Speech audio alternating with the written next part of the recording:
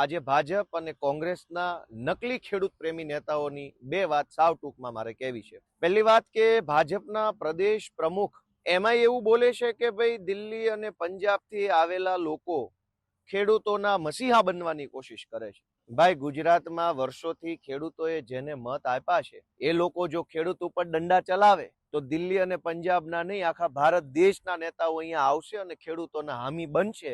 એમાં કંઈ ખોટું નથી. આ છેલ્લા ઘણા દિવસોથી માવઠું થયું.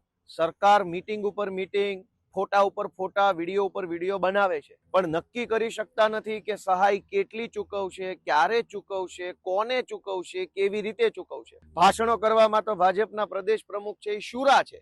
મોટો સિંઘમ બનીને ભાષણો તો બહુ કરો છો. જાઓ જોઈને તમારી સરકારોને કહો કે કેટલા રૂપિયા આપવાના છો, હેક્ટર દીઠ કેટલા, એકર દીઠ કેટલા, વીઘે કેટલા, નુકસાની કેટલા ટકા ગણશો, 100% ગણશો, 80, 90, 85 શું કરશો? કશું જ કંકોડાની ખબર નથી અને ભાષણો કરે છે. કોંગ્રેસના નેતા પાછા જોડાયા છે આમ આદમી પાર્ટીની વિરોધમાં. કોંગ્રેસના એક નેતાએ મારું નામ લઈને ચિલ્લાઈને એવું કીધું કે ગોપાલ ઇટાલિયાએ ઓછી માંગણી કરી વળતરની. 1 હેક્ટર દીઠ 50,000 રૂપિયાની સહાય આમ આદમી પાર્ટીની સરકાર ચૂકવતી હતી.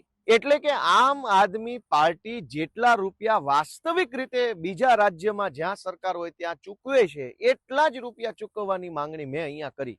મેં ગુજરાતના ઇતિહાસમાં કોઈ દિવસ 1 હેક્ટરના 25,000 રૂપિયા પણ ભાજપની સરકારે નથી ચૂકવ્યા. મેં તો 50,000ની માંગણી કરી 1 હેક્ટરના. કોંગ્રેસ વાળાને પેટમાં તેલ રેડાયું. 2 દિવસથી ઉપાડો લીધો છે કે ગોપાલ ઇટાલિયાએ ઓછી માંગણી કરી ને દાદાનો દરબાર ને આમ ને તેમ ને ફલાણું ઢેકણું.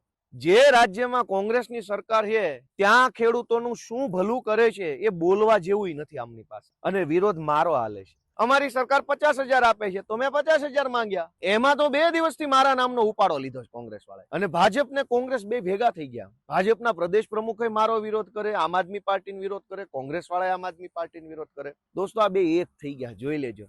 બંનેની દુકાન મસ્ત ચાલતી હતી અત્યાર સુધી.